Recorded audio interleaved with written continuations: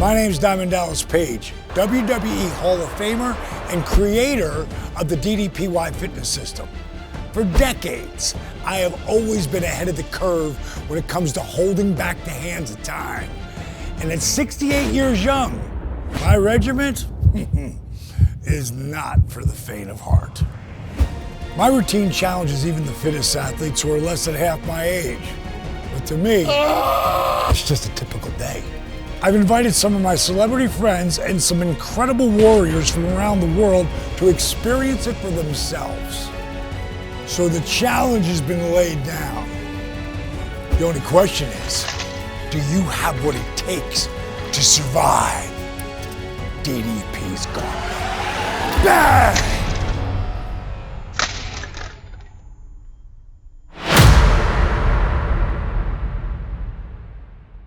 Hey guys, it's me, DDP, and welcome to DDP's Gauntlet. I've got my good buddy, Dave LaGreca here, and we're talking Busted Open. If you don't know who Dave LaGreca is, then you're not watching wrestling stuff.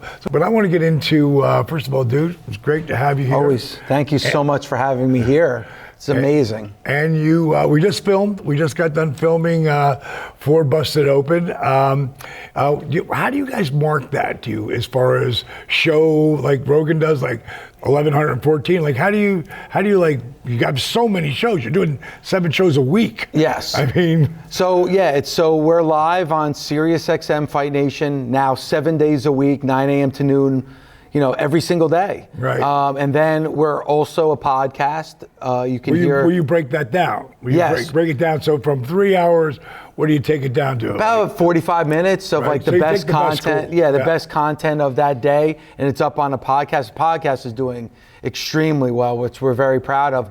And then we're also available on YouTube. We have a YouTube page that's open. We just opened it up about 4 months ago. And we have over 100,000 subscribers on our YouTube page. Well, this doesn't happen overnight. I know that I'm am I the first or one of the first? You were definitely an early guest when we started back in 2009. I remember having you on in 2009.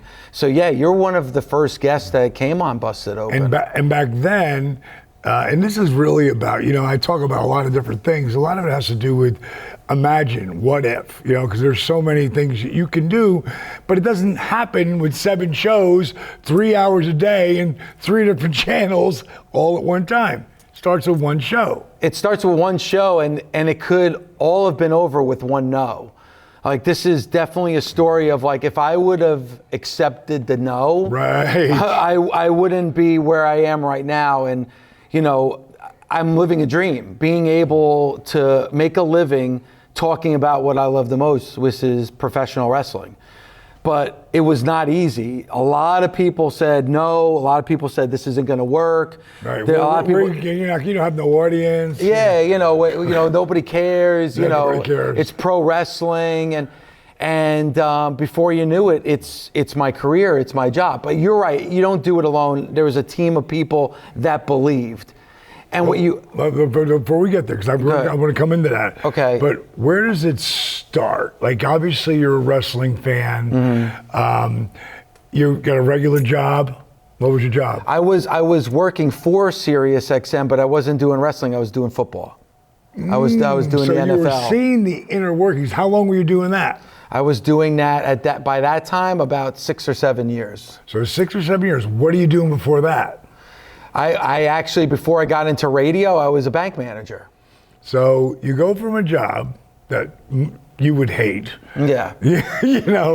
Not so much hate the job, but you don't see it going. It's anywhere. Not you. It's right. not. It's you're working. It's a job. It's not a career. Exactly. And that's my point. It's not your passion. It's not your love. You're putting on a suit every day. It's just like putting on a suit of armor. Putting on a suit every day to go do something where.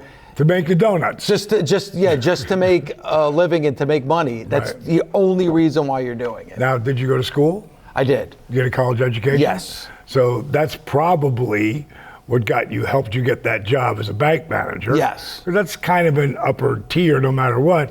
But a lot of you guys are watching this, a lot of you don't like your job. You know, a lot of you don't think you're worthy of having something that you could be living the dream, which is all bullshit. Because once you change that idea of what if, like, the bottom line is that it's possible to change. And the problem is, a lot of times, most people hate change, even if it's good for them. But for those of you who do want something more, and this is why I really wanted to delve into this with Dave, because living a dream and built an incredible business. So you go from the manager, at some point you go, I'm done with this. And what becomes the opening to Sirius? Well, what happened with me is I got divorced. I lost my job, which another bank came in and bought out. Because you got divorced? Yeah, well, no, probably the other way around. Because I lost my job, I lost my, it's kind of like a trickle down effect. Right. But a new bank came in and bought the bank that I was working at out. Right. So within a year, I lost my job, I lost my wife, and I lost my home. Stop there. That's another thing I'll hear where people, like, it's the three things that knock you on your ass. Because not just this happened, but this and this. It could be anything. Yes. But it's those three things that literally knock your feet out from under you. So again, it doesn't have to be like that. But you've got to flip this switch. You know, I talk about it all the time, 6-inch piece of real estate in between your ears. It's a story you tell yourself. So what story do you start telling yourself at that point? It's either the end of the road or a beginning of a new road. So you could, and listen, everybody's going to hit that point where they're going to feel sorry for themselves. Of course, always say that too. You got to. Yeah, you have to. You have to go.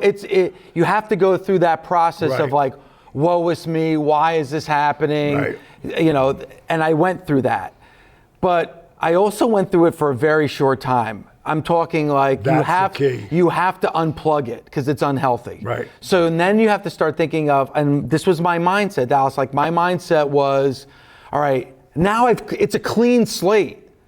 I don't have a mortgage that I have to pay for anymore. Right. I don't have a wife that's depending on me anymore. And now I could start a new job with something that I really want to do. So would you say you started working on you in that scenario? Because like I've talked to my buddy Scotty Riggs, and we know what change he went through. And I said, do you want to be? He had explained these two women he was with before he went on this downhill cycle, helping his mom. But I didn't think he thought he was worthy of it. But he said to me, right now, I'm working on me.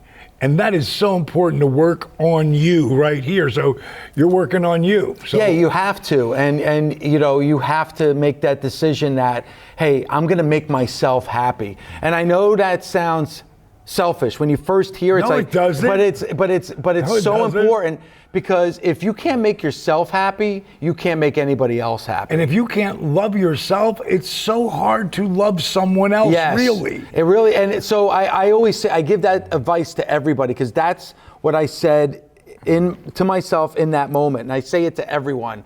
I said, you have to make yourself happy first. Right. And then once you make yourself happy, then you're going to want to share that happiness with everybody around you. But you have to make, like, who wants to be miserable? And I was miserable. I was unhappy. People don't want to be around miserable people. They want to be around negative people. So I took that chance. I said, now is the time for me to completely change my life, because if I don't do it now, I'm never going to be able to do it again. This opportunity. How old were you? I was 31. 31, good age. Yes. Good age to be making that kind of change, because you've lived long enough that you really kind of know what you don't want to do. Yes, but you live long enough to know what you do want to do. Right. And I had that clean the slate moment. So what I did is I got back into what I really wanted to do when I was in school, which was communication, which was radio. Right. And I dived in. How'd you get hired there? I went bare bones. I did an internship for no money. And a lot of people think that,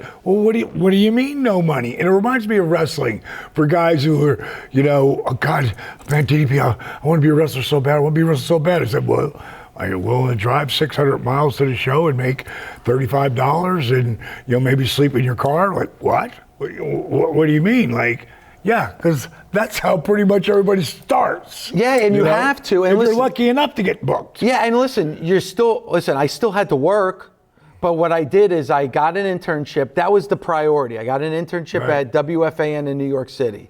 I got an internship there, and then I had my work around that. So I did a lot of jobs that I never thought I would have to do in order to make money, but I did them knowing that this wasn't permanent.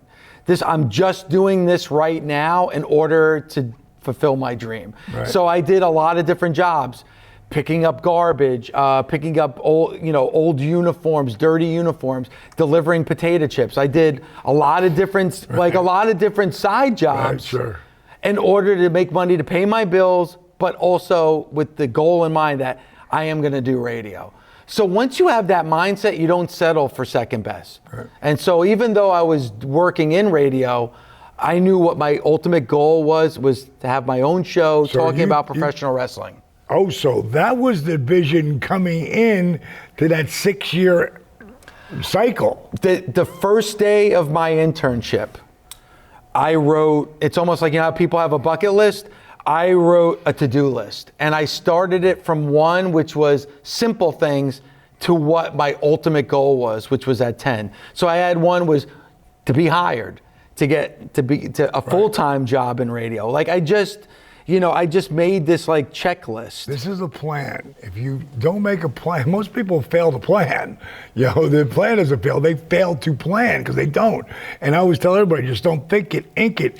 And if you can write down details of what you're going to do, it somehow in your brain starts to become real, right? There's nothing better than checking off the list, like taking a pen and crossing off number 1, crossing up number 2. And I also did, on the positive side as well, I created a photo album. And my goal was, the first photo album was like my first day at the internship. That was the first picture in the photo album. I'm like, I am going to fill this photo album with moments and memories as I build my career. Wow. And I still have that photo album. It's right by my desk where I do my show every day. And again, because you have the checklist, you're visualizing your goals. And then that empty photo album, that you want to fill that photo album with pictures, with moments and memories. Like, those were the two things that visualized my goals. Here's just I don't know if you're doing this, but like I do a lot of shit off my phone, right? Meaning that it isn't so much think it, ink it. Now it's like burning in your brain. Like I still write it, but I make sure you call this person. When I get done with that, boom, I got rid of it and I just delete it. Yeah, and there's probably nothing better than deleting it because you've accomplished something. That's done. When you hit that, I don't think about it anymore. See, I'm old school in the way that I still have like the big old school calendar. Whatever works. I love the pen and writing it down. I love writing it down and then being able to cross it off. I just love that exercise. And whatever works for you is what you need to do. So you get the radio job with Sirius, and what are you doing at that time? Like now you're getting paid. Yeah, now what's your job? I'm working on I work on the NFL channel. I'm working on the NFL channel, which I liked, but I knew it wasn't ultimately what I wanted to do. Right. What are you actually I'm doing? Producing. I'm the you're producing. You're producing like Paul? Paul, like I'm the morning show producer for the morning show on the NFL channel. And how did you know how to do that? That's just, again, the internship and then where that leads. You? Oh yeah. Okay. Oh yeah. And then, it's like everything else. You do the internship. When your internship is over, if you're good and they think you're a good worker, they'll hire you. Right. But you're not going to be hired full-time, 40 hours a week, morning show. I'm working overnight. I'm working weekends. I'm working overnight. Right. And you go through that. You're and again, paying your dues. I'm paying my dues. And then I'm having to quit jobs and get new jobs because everything's got to fit my schedule, whatever my radio schedule is. So my radio salary isn't paying my bills yet. Of course not. But I'm working, and that's only to make money. Again, I'm used to that mindset of having a job just to make money. But now I'm doing that knowing that I have another goal in mind, which is the radio stuff. Sure. But then I wanted to be on air, and I always wanted, and I would present it a pro wrestling show. And if you remember Doug Mortman, who was my original. Yes, I do. So him and I together came up with the concept and we pitched it. And, you know, our boss at that time knew we were hard workers, but didn't believe in the concept, didn't believe that the show would work. So he gave us, you know, 1 hour, 1 day a week. And that's what we started with. And then you build a team around it. And listen, Doug Mortman, awesome guy. He's a VP. He's extremely successful at SiriusXM. But he had that gig at SiriusXM, which was his job. But for me, that's a distraction because I need people that are going to be around me that their goal is the same as my goal, which is for this show to grow and get bigger and be live for 3 hours, 5 days a week, which would ultimately became. So you go right from wanting an hour to 3 hours? No, it doesn't go that. It goes. I want people to hear and see. There's so many caveats along the way that as you go on this journey. Because I'm still fighting, and you know this because there's still a stigma around pro wrestling. Today, nowhere near what it was. Oh no, now it's Hollywood. It's a different animal. But back in the day, we had the highest rated shows on television, but we were getting the lowest dollar because it's wrestling. It's wrestling, and that was the same thing with Busted Open. Busted Open was getting the rate. Busted Open was the #1 sports show on SiriusXM. That not baseball, not football, not basketball, not hockey, but with that little wrestling show. Wow. But again, it's still wrestling. So they didn't understand that. They didn't understand why. But this is where you got to go from the old regime to the new regime, because the younger executives that were coming in as the older executives were retiring or being pushed out, the younger people that were coming in grew up on it. On Monday Night Wars and Attitude Era. So they love wrestling. Once I had them, then it went from, 1 day a week to 3 days a week to 5 days a week, and now we're live 7 days a week. So for 5 days a week, you're still doing an hour? No, it was 1 day a week for an hour. Right. Then it was 2 days a week for an hour. Then it was 2 days a week for 2 hours. Then 3 days a week for 2 hours. 5 days a week for 2 hours.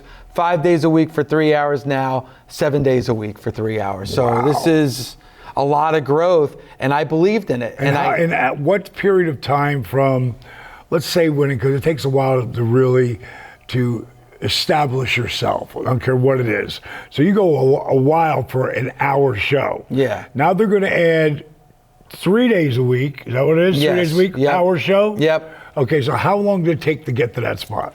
It took from, it seemed like every year there would be a little bit more added to it. So it would literally be a year. They would look back, what did you achieve over this period? Yeah, they would look back and be like, all right, where are we? How can we make this bigger? And it would also be me constantly going to them and annoying them and saying, come on, look at the numbers, look at this. Wait a second, were you annoying them or were you pleasantly persistent? Pleasantly persistent. Because that is the key. Yeah. That is so fucking important. Like, I don't have any of this. I don't have my wrestling career. I don't have anything if I don't be pleasantly persistent. And it goes back to when I took first MTV was in 1986, spring break. Okay. When MTV was white hot. And I brought this visual comedian named Smitty, who was in my club. I was running this club in Fort Myers, and I got on the horn, and I was like, everybody check out Spring Break on MTV. I'm going to get Smitty on. And we went there, and Smitty looked like Curly from the Three Stooges, and do you remember Putting on the Hits? Yeah, of course. So he was number 5. He came in number 5th, and he would do the Curly Shuffle. And kids knew him. So, at that time, I'm like probably around 30 years old. Smitty's about 26 or something. And he's like a 300-pound, like dancing bear, and really visual comedian. So I over that night, I noticed everybody knows him. He's wearing the brown little curly hat. Curly was only 5'1", so but they don't know that. Yeah. He's 6'2". He's a big 300-pounder. And so many people were going, oh my God, you're Putting on the Hits. So the DJ is out on the pool, And as soon as I see the cameras, I go, bro, $20, will you play this? He goes, what is it? I go, it's the Curly Shuffle. He goes, I love that song. And they played that song, and Smitty jumped up on a platform, and he started into his shit. And before you know it, boom, the cameras were on him from MTV. They film him. They go to him, what else do you do? He goes, talk to my manager. Being so pleasantly persistent, I got him. I developed a, you were a Seinfeld fan? I'm not. Okay, well, but I'm well aware of Seinfeld. But there's a guy there saying Crazy Joe Davola. Well, Crazy Joe Davola was one of the head producers for MTV, and he became a friend of mine because I got Smitty doing all this stuff the next year because I was pleasantly persistent. When it came to MTV Spring Break, Smitty was the co-host with Alan Hunter. There's one thing you can say about the Smith man. It's that he's not afraid to get down and dirty, even against a band of Amazon mud wrestlers. Right, Smith? Yes, Alan, it was a fantasy come true. So being pleasantly persistent is a good thing. Dusty Rhodes, friggin' when he left Florida Championship Wrestling, came to in WWF, they stuck John Wayne meets Elvis in polka dots, which really pissed me off. I know he didn't like it, but he got it over. But disrespectful. I always thought that was disrespectful. So pissed. But his wife Michelle, I called, say, hey, is Dusty there? He goes, no, he's coming back, but don't worry, he'll call you.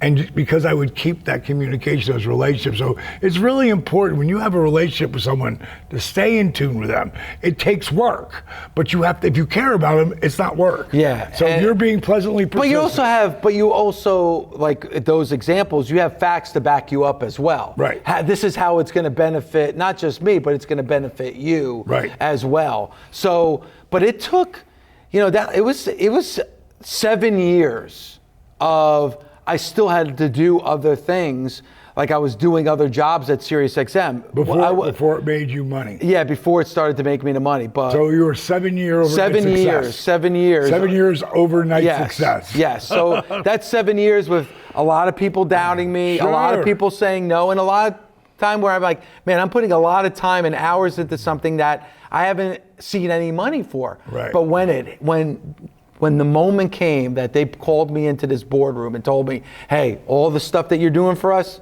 you're not doing it anymore. Busted Open is now your full-time gig, and we're putting money into it, and we're backing it, and we're supporting you.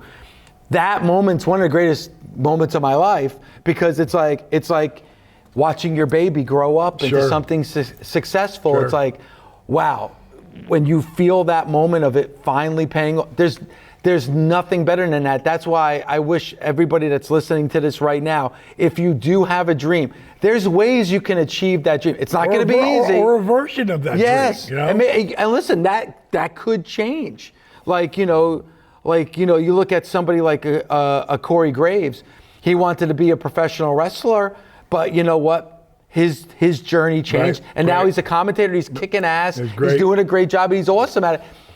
He's still fulfilling his dream, but it's changed a little bit. And sometimes you're going to have to modify it, and that's okay. But there's ways to achieve your dream. And it may take a while. It may take one day. It may take 1 year. It may take 7 years like it did for me. For DDP Yoga, it was 8 year overnight success. Yes. It was just mainly me in the beginning. And then eventually Robert came on and Steve came on, and we weren't making any money, but we were kept putting money into it. And then, Steve redid Arthur's video. First it was Jericho. Jericho finally, he was hurt. And then, man, when he got healed, he told everyone. And that was a little bit of a boost for us. And the next month, Steve redid that Arthur video, and boom, and we're on our way for 13 years. And that's the thing. Sometimes it's just one aspect of what you've been doing that people are going to be attracted to. Mm-hmm. And you just mentioned it, like with Steve, you need to have a team of people that you can trust and have your same goals. And that's another thing too. It's not going to be easy. But in your journey, you're probably going to have to cut some people off. No, 100%. There's going to be people that. Me and Steve were just talking about that, but go ahead. No, but there's people that I'm still friends with to this day, but they weren't right for this journey for Busted Open, meaning that you can't go in half-assed. Like, you can't be like, yeah, I want to do this, but if it reaches this, then I can't do it anymore. Or like, Dave, I'd love to do that or go on that trip with you, but I have to do this. Well, then you're not the right person for me, and you're not the right person for this team. I have to have people around me that are going to want to see this show succeed and look at this show that it is successful and can get to that next level. So you need people with those types of vision, because even if they may be your friends, if they don't have those beliefs, they're just going to weigh you down, and they're just going to stump your growth. Yep. So you have to cut those people out. It's like I heard Tyler Perry say one time, when the rocket takes off, at some point the boosters let go, and it starts into its next part of its journey. It's a great analogy. Yeah. And then, those people, and then you're going to have to deal with when that success happens, those doubters will then become haters. Yeah, some will become haters, yes, but some will become like believers. Or I always knew it. And then man, Lex, we were sitting here doing your show, Lex will be the first to tell you, I used to bust your chops all the time about the yoga. But he'd go, look at you and look at me at this point. And so I love Lex so much, because we had some good times on the road. And I was there the day that he got, basically paralyzed, and now he's up and he's moving. And now my only vision is like, hopefully he will be able to walk to that podium, because someday we know he's going in the Hall of Fame. He's a Hall of Famer. He is a Hall of Famer. It's just a matter of getting the friggin' ring, which is, is going to happen. And he finally feels it now, I think, because of, getting in the game now and, doing his biography. And that's how they do things. They bring you in a little bit at a time. That's how they did it with me. And people used to say to me all the time, man, aren't you pissed you're not in the Hall of Fame yet? I go, well, Randy Savage isn't in. And Jake Roberts isn't in. Scott Hall isn't in. Not until those guys. Michael Hayes isn't in. So no, I'm good. When it happens, it happens. But I know the work that was put into that, and you can't take that story away. And it's really believing in yourself more than anything, and that is really hard. Would you find a lot of times where you were like sucked the life out of you? Yeah, there were times, but then I think God works in mysterious ways. Me too. When those times happen, He knows, and He'll throw a little something at you that you can attach yourself to just to keep you going a little bit. So, I'm very thankful in the way and very blessed that I always had, somebody there that I could lean on a little bit, and, which was good. But I put a lot into this, and I sacrificed a lot. But man, if you would have told me, Dallas, that even when I started Busted Open at Dave, one day, you're going to be live, and this show's going to be on 7 days a week, and, you're going to be hosting with Bully Ray and Tommy Dreamer and Mark Henry and Thunder Rosa and Mickey James. You're going to have the #1 pro wrestling podcast, and you're going to have over 100,000 subscribers on YouTube. And I went into the International Pro Wrestling Hall of Fame, which was a really thrill for me, like in Albany, New York. Like, I would never have believed it, but when you taste a little bit of success, then you want more of that success. Sure. And you work, and it makes you work harder. And it doesn't stop. Like, I'm still hungry. I want this show to grow even more. Where do you see it going from now? I mean, 3 hours a day, 7 days a week. I want Busted Open to have its own channel on SiriusXM. And then other wrestling things off of that? Of course, like other shows. Kind of like what Howard Stern did. Exactly. And you know what? It's a possibility. Right. From going from 1 hour once a week to now live 3 hours, 7 days a week, who's to say that we don't have that's my next goal. And it's funny, Eddie Borsili, who's the program director for the channel, I was like, I went on a rant and I said, I want this show to be 24/7. I go, Busted Open 24/7. Use the hashtag right now, Busted Open 24/7. 45 minutes later, hashtag Busted Open 24/7 was trending #1 in America. Was trending #1 in America. Wow. And you know what? Next thing you know, we're live 7 days a week, and it's funny. My boss Eddie was like, "Aren't you happy? We're live 7 days a week." I go, "No, not yet." I said, "It's great, but I want us to be live all the time." It's the Kobe Bryant, Tom Brady mentality of we're not done yet. I'm not done yet. I'm not done yet. We didn't win the big one yet. We won the playoffs, the league playoffs, but now we still got the big one. I want this brand, the brand Busted Open, which I co-created and co-founded. I want this brand to live past me. I want, sure, I get it. 25, 50 years from now that there's still a Busted Open brand that people are working with and people are trying and keeping pro wrestling alive. Like, that's the other thing too, Dallas. I'm just a fan. I'm a radio talk show host that's a pro wrestling fan. Right. I am not a dirt sheet writer. I'm not a journalist. I'm not. And no disrespect to like the Dave Meltzers of the world. I'm not Dave Meltzer. Right. I never want to lose my fandom. What makes this show unique is I'm the fan, and then I'm hosting with the Hall of Famer. I'm hosting with the person that stepped into the ring, that's been there and done that. That's the dynamic. It's the athlete and the fan. It's kind of like the play-by-play guy and the color commentator. Yes. Well, yeah. Who's the play-by guy? But they're the TV or the radio guy, right? And then the analyst is always the ex-athlete.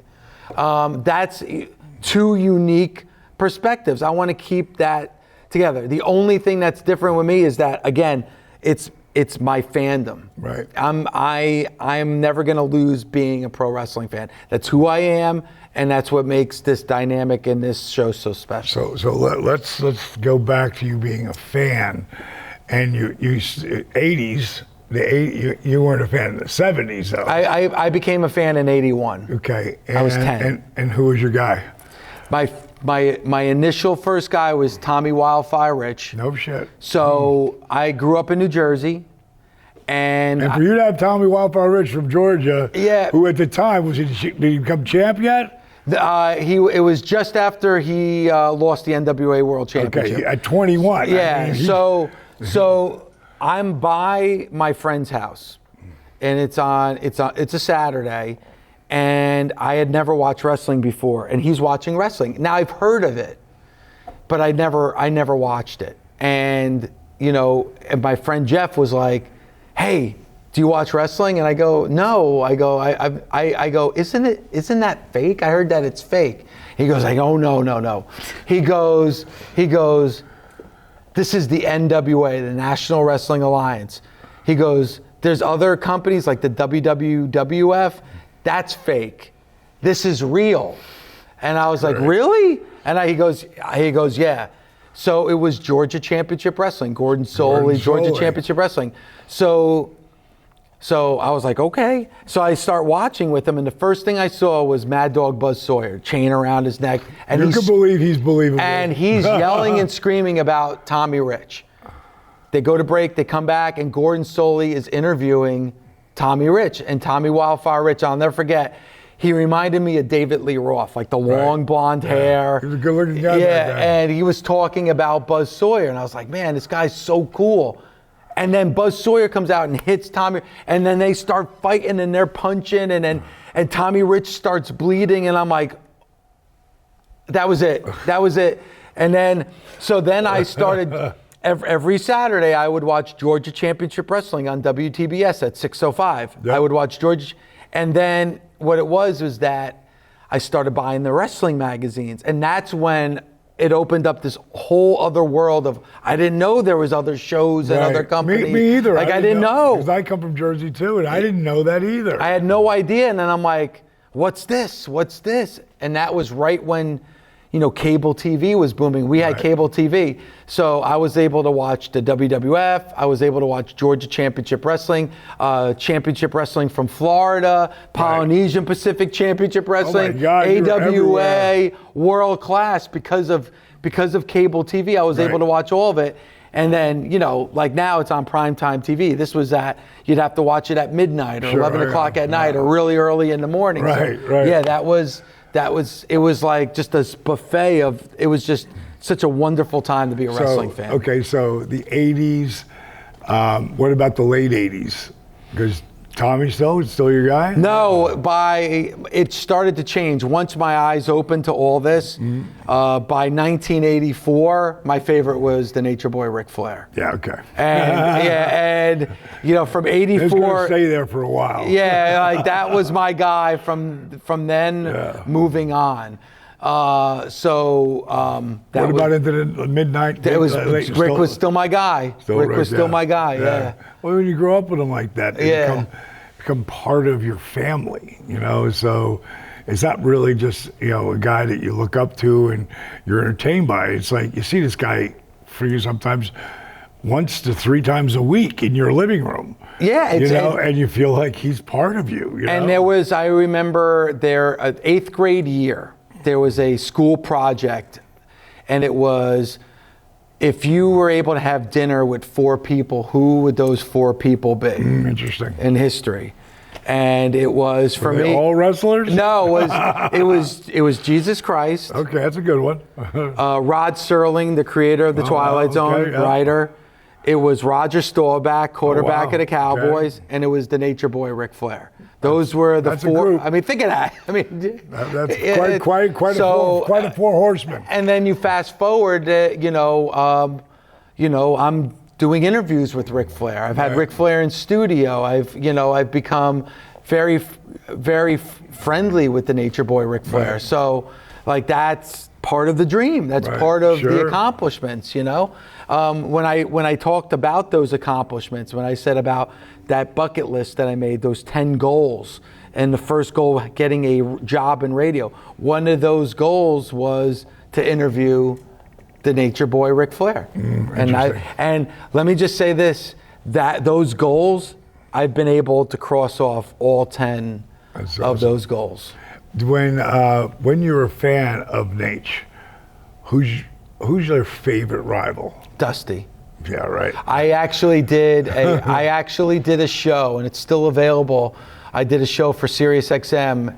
They asked, for the NFL to do a rival special, Major League Baseball, all the sports, and they asked me, and mine was Ric Flair against Dusty Rhodes. Yeah. To me, the greatest rivalry of all time. Because they were so competitive, I'm sure they had a love-hate relationship at times, but they were still friggin' tight and attached at the hip and loved each other very much. That ego thing of wanting to be in that spot. I'm sure that sparks some shit at times. And look at it right now. You can make the case, and this, my favorite wrestler right now, and to me the best in news is Cody Rhodes. Right. And then to me the best women's wrestler in the world is Charlotte Flair. Right. I mean, so think about that. Crazy. Yeah. Very, very. I just literally sent Charlotte the PowerCuffs. I knew she was working with her ACL and that coming back from that injury, and I just texted her. We both have the same birthday, so I had her number, and I said, Ashley, you want to try some BFR? And like, she was, oh my God, I'd love to.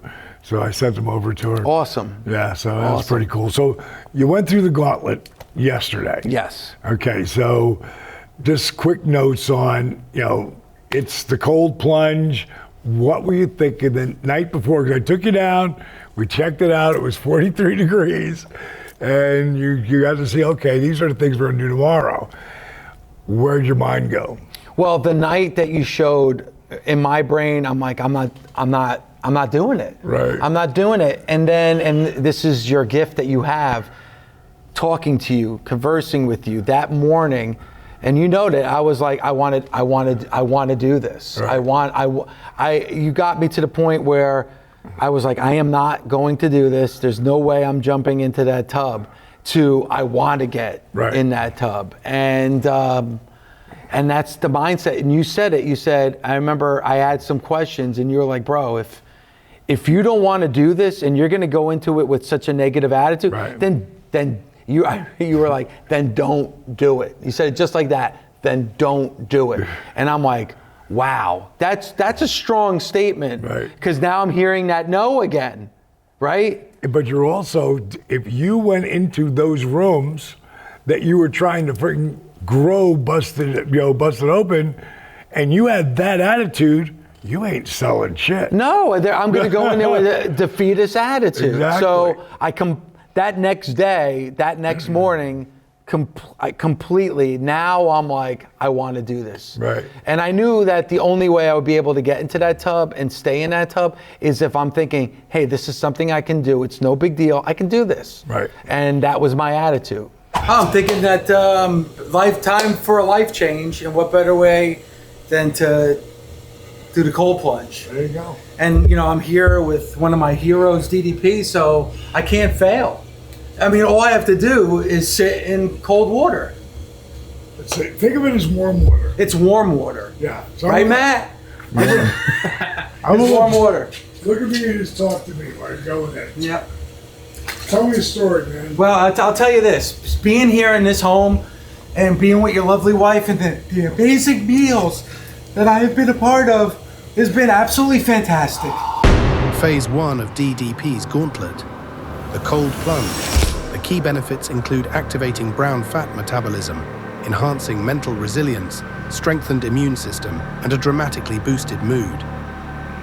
Begin. I can do this all day.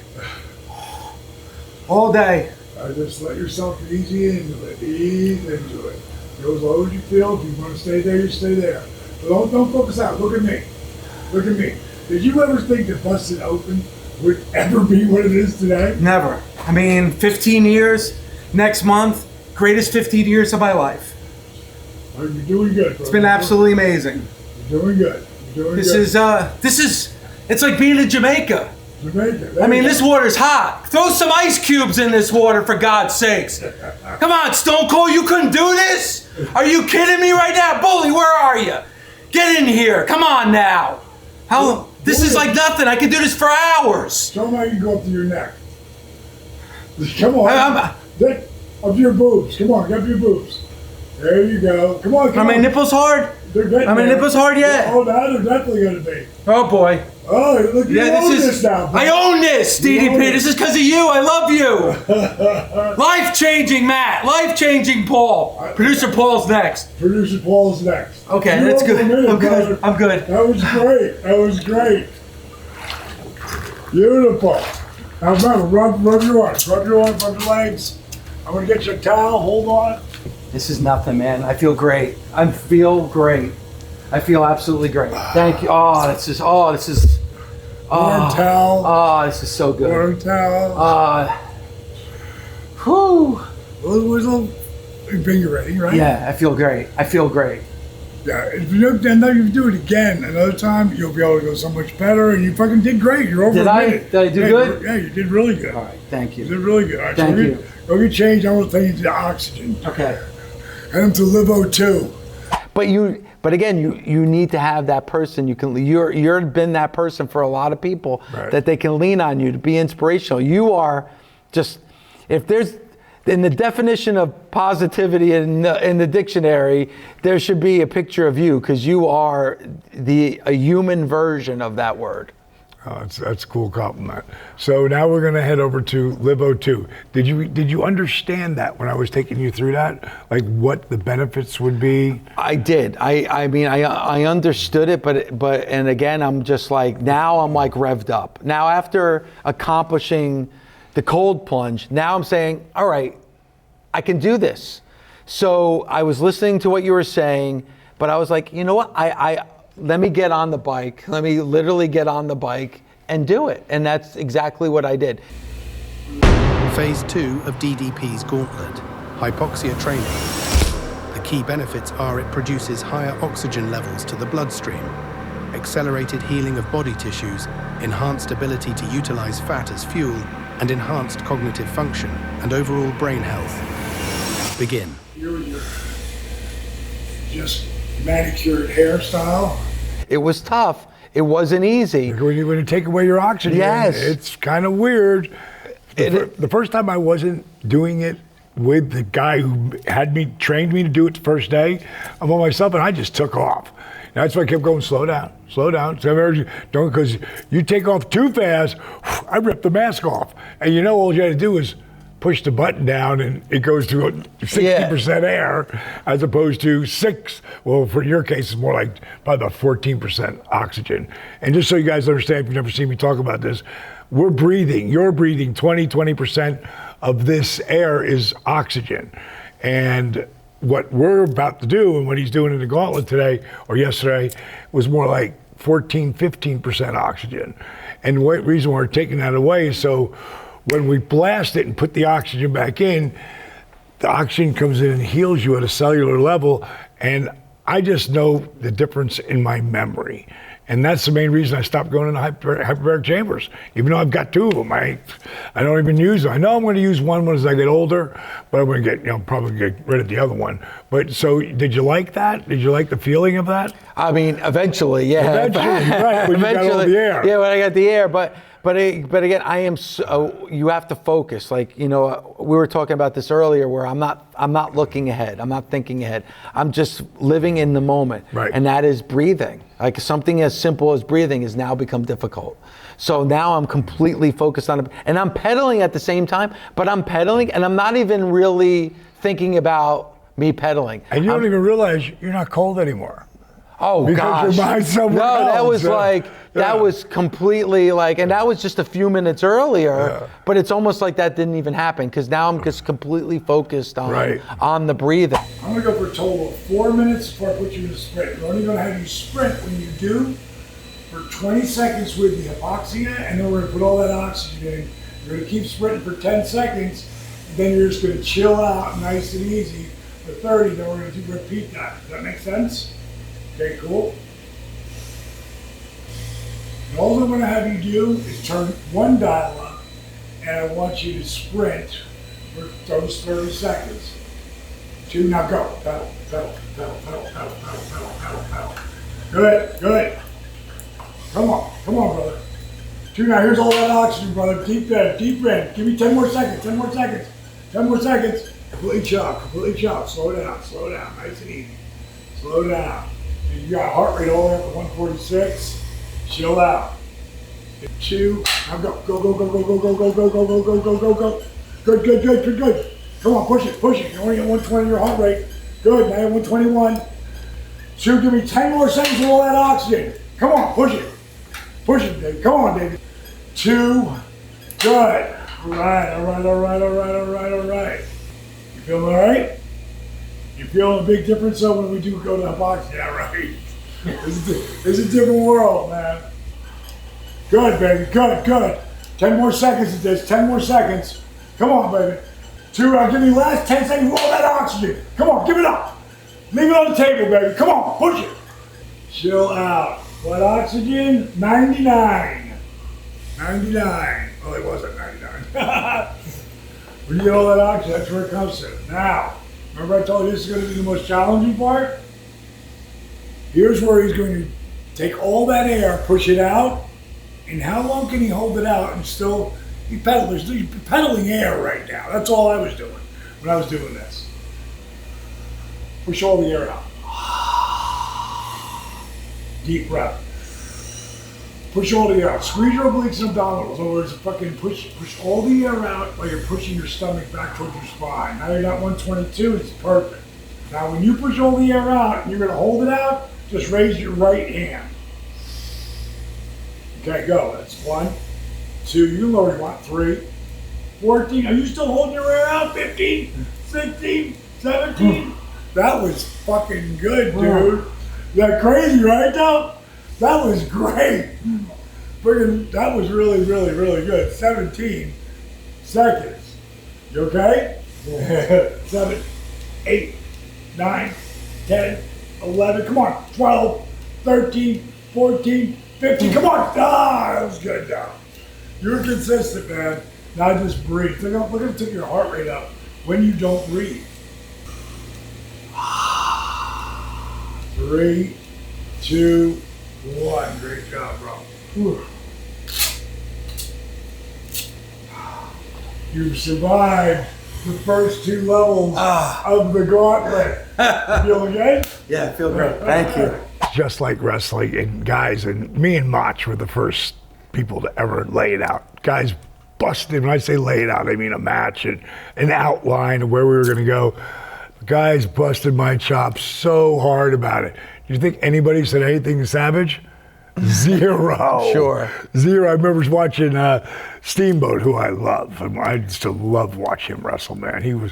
To me, he's the ultimate babyface, Ricky Steamboat. No doubt. And he was on talking about this feud with Savage and how he had everything laid out and then turn here and then I'll do this and you do that. And it was like, because Ricky didn't work like that. Ricky was a called out there where he's babyface. Heel's going to tell him where to go and what to do. I wasn't that intense about it, but I was. And I wanted to know where. And then I tell you as we went through it, I wasn't going to rely on you to remember, so I'd still talk, but there might be times where I might shift stuff up just because this isn't working. Let's go to this. Let's grab a hold, something, But guys who think about the third move they're going to do from right now, they're not living in it. It's just like an actor. If you're already thinking about where you got to go, when you're fucking in this spot, you're not living in it. Yeah, and that's where wrestling's at its worst, right? That's when it starts to look like it's a show. Right. It looks like it's choreographed and it doesn't look natural because you're thinking about what you're going to do next and you're stopping it. And that's where you get to stop and wait. And you don't ever want to do that when you're in. When you first start out wrestling, the number one thing you hear is, don't stop. Because no one knows. Yes. If you're doing a speech and you fuck up, don't stop. Just keep going. Figure out somewhere to go and it'll come back to you. Yeah, because they don't know what you're about to say. They don't have a script in front of you knowing what words you're about to say. So if you have to pivot, then pivot. The audience will never know. I got lost right in the beginning of what I was doing. The rest was perfect. But I said to my wife, I said, could you tell where I stumble fucked there? She's like, she takes notes of everything I'm doing so she can tell me later. She said, these were all good ones. I didn't have any suggestions. And it happens on the air. Like, when I'm doing a 3-hour show, I don't have like you did the show with me. Right. We don't have a script in front of us. Right. So you really don't know where we're going to go. So I remember like you'll be saying something and I had something in the back of my mind that I wanted to ask you, but because of what you said, now that question's gone because now there's a new question I want to ask you because I'm listening to what you're saying. And that's when wrestling works unbelievable. That's when acting works unbelievable. And everybody thinks, well, I could do that because it looks so easy. It's so hard. This isn't because now we're playing tennis. Yes. Back and forth. So now you're on the mat. I have my pain in my back and my hip right here. Okay, is that uncomfortable you like that? Yes. Okay, turn it out then. Now it's not uncomfortable? No. Sit them like squats, like glutes, grab the ball. Phase 3 of DDP's Gauntlet, DDP Yoga. The key benefits are that it combines cardio, flexibility, and strength training into one workout, burns fat with little to no joint impact, highly effective lower back pain healer, and adaptable to any fitness level. Begin. Let's see where this is. Okay, feel this spot in my hand like that. I'll feel that. Feel the difference? That's what I'm talking about. Now create your own resistance. Touchdown. That's it. Put your weight right underneath your shoulder. Pull that knee off the ground. Breathe, baby, breathe. Twist that right hand open. Inhale, bring it through. Exhale, twist open. Good. You never did DDP Yoga before, right? No. I tried it when you first came up to SiriusXM, so that's going back to 2009. I remember you gave me some DVDs. It was the DVDs, and there was also like a poster, like with the layout. Right. Yeah. So I did it then, but it had been. I mean, that was years and years ago. Years and years. So what were you feeling? Shoot, like when I'm not taking you through stretching and strengthening stuff, but light just to get you ready for the PowerCuffs. So how did that feel? Well, I've had issues with my back. Right. So, at first, just the simplest things was, because now I'm stretching out muscles that I haven't stretched out in a very long time. I'm not moving my feet. I'm just stretching my toes. So try to come up with, so you're doing this. Can you do that? There you go, that's the beginning of it. So it was tough at first, and the simplest things were sometimes the hardest things for me.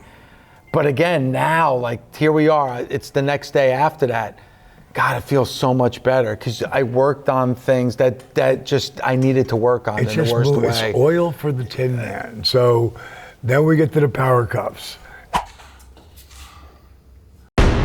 Phase 4 of DDP's Gauntlet, PowerCuffs. The key benefits are building muscle with light weights, reduced joint stress, stimulating muscle-building hormones, and accelerated injury recovery. Begin. And hit it. 10, 2, 1. Good job, second set. 10. 10, 2, 1. All right, rock them. 2, 1. Second set. 10, 3, 2, 1. Put her down. Wait now. Ready? Yes, sir. Ready? Ready. Hit it. 3, 2, 4. Now sit up with the weight and put them on the mat. 3, 2, 4. Take it down. Big difference, right? Yeah. 3 pounds. It's only 3 pounds, yeah. 3 pounds. But hey, you can do it though. 2, 4. Sit up with it. Sit up with it. Good. Lay him down. Great job. Great job. Are you feeling the power? Yes. You feeling the cuffs? Feel good. Let's go! I'm ready, boss! Don't pick it up yet. Take it easy. 3! Great job. That was 4. By the way. That's 4. That's good. 5. 2! 4! Good job. 5 more! Come on! 5! 4! 3! 2! 5! I'm gonna go 5! No more. 5! No more, because you got shit to do, bro. We ain't done. We're gonna come back here and do inclines. Okay. Ugh. Step up. 2! 1. 4. 4. Sorry. Put him down. Okay, pop him. Okay. Pop him. Here you go. Kick it in. 4. Come on, there's only 3 more. 3.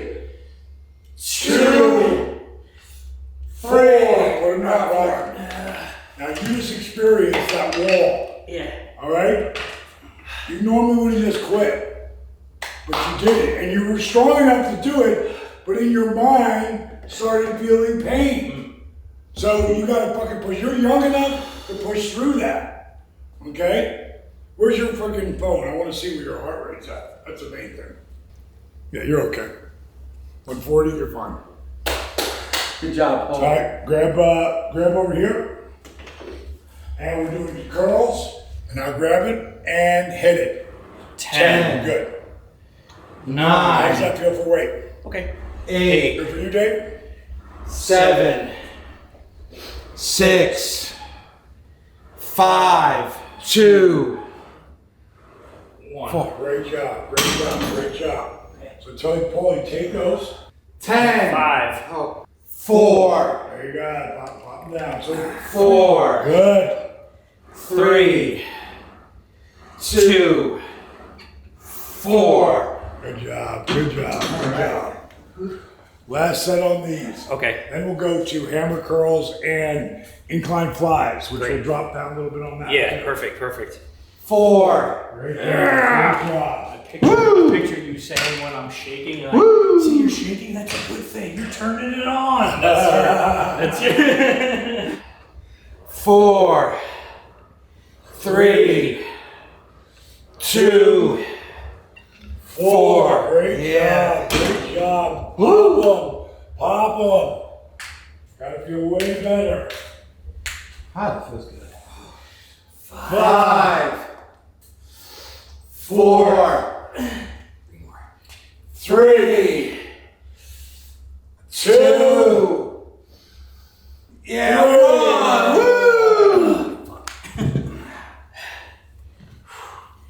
6, 5, 4, 3, 2, 3. Good. Put them down. Okay. I don't know what it is. It's just. You're stiff right now, aren't you? Yeah. All right. You're going to finish up that set. Me and him are going to start working on the mat. And what weight, even though it was lightweight, you were like still like, whoa, what the hell? But you know what, though? I loved it and I wanted to do more. And I even told you, come on, let's do more. Because you can, with the PowerCuffs, you can feel it. Like you really, like even today, like I just feel that muscle's just harder than it was. Yes, and you could feel it happening with the PowerCuffs. Crazy. Like it's you could just it's you feel your muscles almost expanding. Like it's such a great workout that I was like, wow, this is amazing. And it was a struggle because it's light weights and it feels like it's a lot more than like when I was working with 5 and 8 pounds. Yeah. But you can feel the difference. Okay, so at that point your back was starting to get a little stiff, so I iced you down. I put you on my PMF thing, which you guys won't even know what that means, but it makes a difference. It takes pain away. I don't know how through these electrodes or whatever, but I know that helped you. We kept icing you. This morning you're feeling great. Yep. So I have a 6-month commitment with my man here, him and Paul both, which will help each other. So here's what I need you to do.